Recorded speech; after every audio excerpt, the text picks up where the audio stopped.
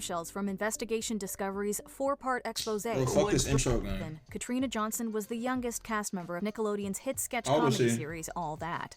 During her time on the show, she was one of Dan Schneider's favorite young actors, and as she recalled in the docuseries, he even considered giving Johnson her own begging is show. crazy. But as she got older, her appearance became an issue for the producers, particularly her weight, which they called attention to. I mean, that stuck with me.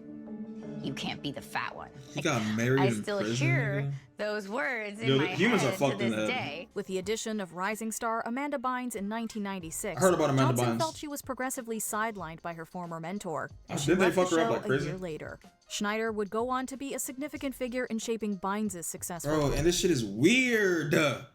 Why is this grown-ass man in a hot tub with a kid?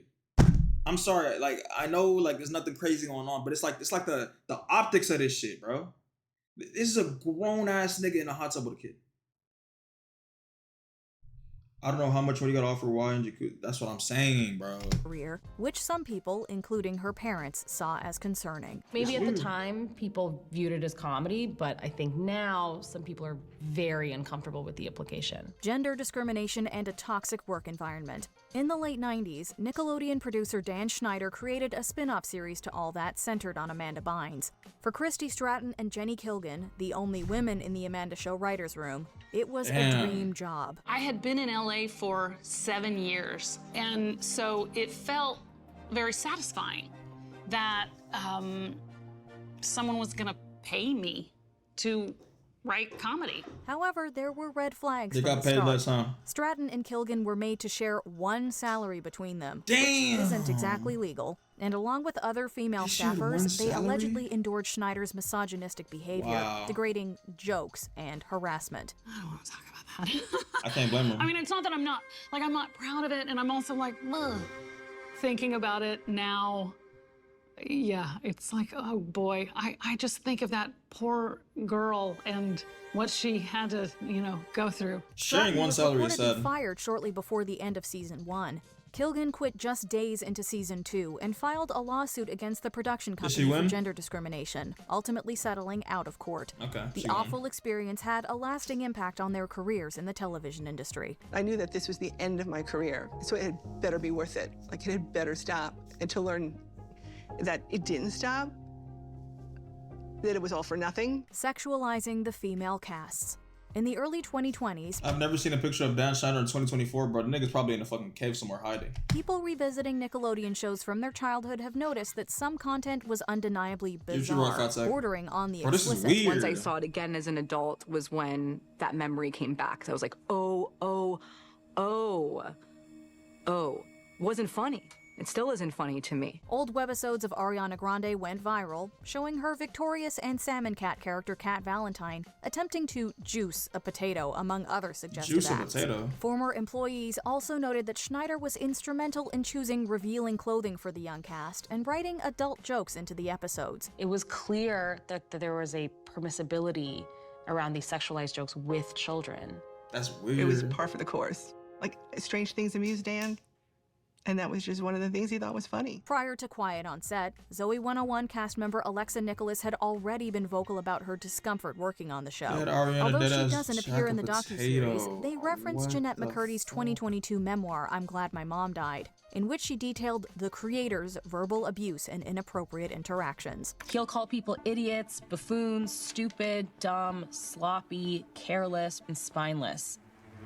That's what made The it into creator the show. knows how to Imagine make what- someone feel worthless. Inappropriate deadass. adult humor. I remember someone from Nickelodeon sitting with us and saying like, oh, does this mean, this dirty thing?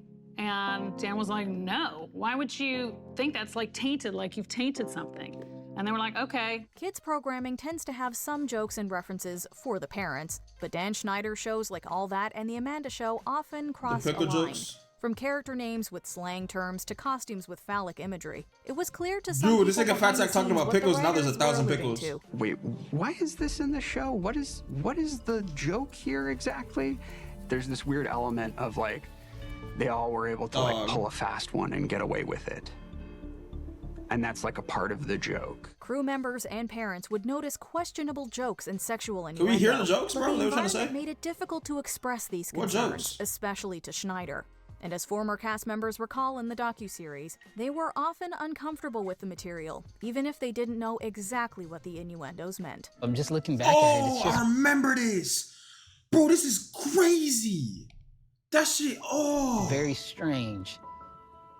Frankly, it was just uncomfortable. Traumatizing on-air dares. Nickelodeon's On-Air Dare segment was essentially Fear Factor for kids, challenging the young actors to endure gross and scary That one dares black on kid with the camera. print. All Bro, That cast members that tight Kyle Sullivan costume. and Brian Christopher Hearn recounted moments on the show that made them extremely uncomfortable for themselves and their castmates. Those were particularly traumatic, and they were sort of designed to be. The whole idea was that you would have to do something scary on camera, and they got pretty scary. Hearn had one What do they particularly do? awful challenge of getting covered in peanut butter and laying down as multiple dogs licked it off of him on stage. In the video clip from the segment, he clearly says that he doesn't like it. I don't like this. I feel gross. Sullivan pointed out just how torturous it could be, with challenges that involved worms, dead fish, and scorpions. Okay, the Young worms, dead fish, and scorpions, that's not like any predatory shit. The peanut butter, yeah, that's strange. But like having, that's just, you're just scaring the little niggas, making them fucking touch scorpions. That's not like anything. Viewers would likely But the see other this shit as is weird. funny, but for the actual participants, it was anything but. I think that people kind of just look at us and go, you made some money, so what are you complaining about? And yeah, we collect our money, sure, but at what cost? Racist True. sketches starring black child actors. My time on Nickelodeon played a big part in how I The sliming dealt and making and sure still Shady deal Green with can't be racial green issues. screen. With shows such as Keenan and Whoa, Kel, I didn't know that. Nickelodeon always seemed to value and encourage diversity. But in the docuseries, All That stars Giovanni Samuels and Brian Christopher Hearn said that compared to their white castmates, they felt, quote, overlooked. I understood the magnitude of being the token black girl, but I didn't realize how significant that was until years later. Hearn recalled a hurtful incident when a strange character required him to wear a bodysuit, and someone offensively joked about the skin tone color it should be. But fearing repercussions, he didn't say anything back. Whoever was doing my makeup at the time was kind of like, hand on my shoulder, like, it's gonna be okay, like, don't worry about that he just said. Samuels and Hearn also occasionally had to play into racial stereotypes. Hearn's mother, Tracy, discussed a sketch that she viewed as racist, one where her son pretended to sell cookies but believed it was made to seem like he was really selling illegal substances. Jason Handy allegations. As a production assistant on Nickelodeon shows All That and The Amanda Show, Jason Handy was a familiar face to young actors and their parents. I remember this nigga Speaking was a in the weirdo. docuseries, MJ details how her daughter Brandy booked a background role in one Didn't he set her episode like a pig? and began corresponding with Handy via email. She Yeah. let me read it, and it was a very innocent email. It just talked about the shows that he'd been working on. But what His she last name thought is was Handy. seemingly harmless progressed into him sending her an explicit photo. Yep. And while MJ didn't remember go that. to the police herself, Handy was finally arrested in April 2003 and charged with multiple felony counts involving inappropriate acts and material. Keep your trust in God and don't forget me. You and all the kids are why I work for free half the week. I love ya, Jason. He pled no contest and received a 6-year This nigga sentence. just looks like a weirdo. Shockingly, he wasn't the only convicted predator employed by Wow, Nickelodeon. 3, my nigga. Registered sex offender as They had 3 convicted, meaning they didn't get convicted after. This nigga had previous charges of sexual, you know what I'm saying? And he just somehow was allowed to work on a set with children. This nigga had to know somebody that had already worked there. That's the only way this makes sense, right? Or like, I'm not Zell sure. Channel, another Nickelodeon employee, was arrested Nah, he is the in most normal looking. 2005. When you look at having multiple child predators who worked at Nickelodeon, it raises some confusing questions Yes. on who to hold accountable. Nigga, the Brian niggas at the Peck's top. connection to John Wayne Gacy. Hi, I'm not just Pickle Boy, but I'm also a trained professional who works here on the set of All That. You can tell by my very important-looking headset. Like Jason Handy, Brian Peck was well known at Nickelodeon, though the acting and dialogue coach was much more involved and even appeared on screen at times. Kyle Sullivan recalled a get-together he attended at Peck's home where he found a weird portrait of a clown. Brian got very excited when I asked him about it. He flipped the thing around, and on the back it said, "To Brian, I hope you enjoy the painting. Best wishes, your friend, John Wayne Gacy. He learned that the man had a disturbing, quote, pen pal relationship with John Wayne Gacy, a convicted serial killer who targeted young men. Even at his age, Sullivan knew this was strange. However, he alleged that other guests, including adults and parents, also saw Peck's collection of letters and art from Gacy. In his nightstand next to his bed, and he pulls them out and starts showing them to me. I'm not gonna lie, whoever these niggas' parents are terrible parents. I'm sorry. They're terrible parents. You let your kid in another grown man's house, stranger, and the nigga showed him paintings drawn to him by John Wayne Gacy.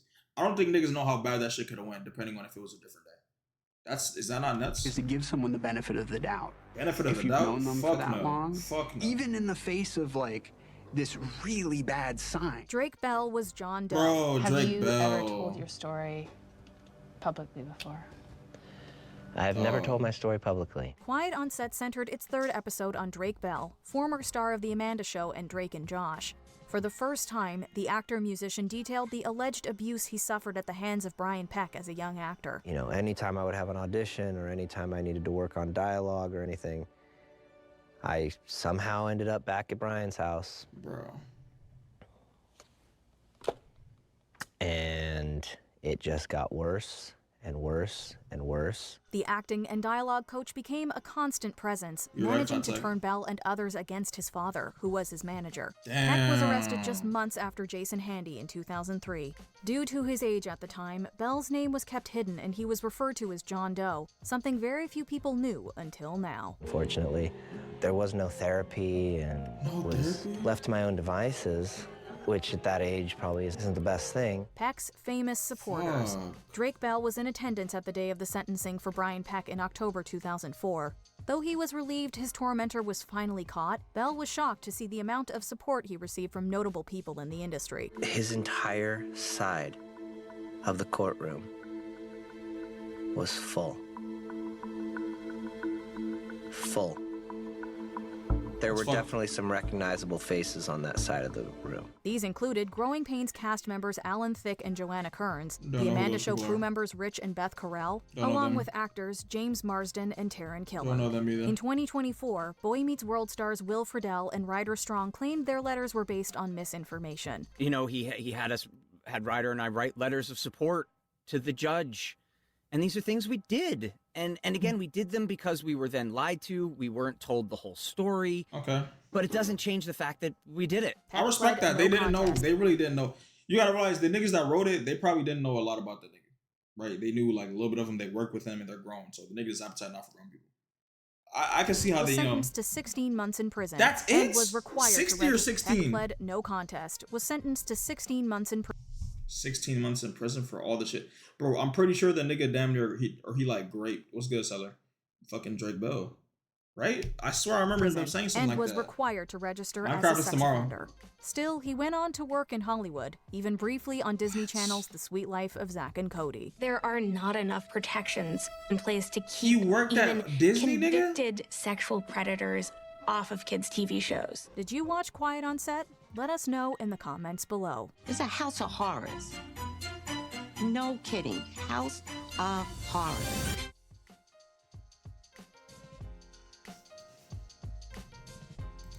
Yeah, he was the Josh. Bro. What the fuck is wrong with children's television? I ain't gonna lie. Do y'all think children's television should just be scrapped in general forever? Is kids television even still a thing? I don't even want to Google kids television because that's a crazy Google search. I'm not gonna lie.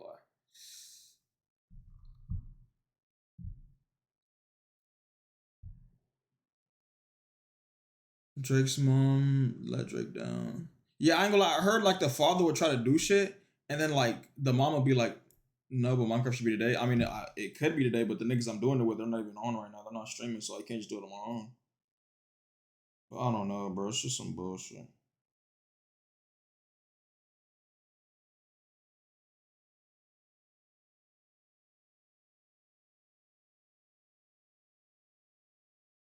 What the fuck are these niggas talking about to eat it? These niggas are dumb. We have child labor laws until it comes to putting them in music or a TV deal. He means Tobin Car. Yeah, I'm talking about them niggas.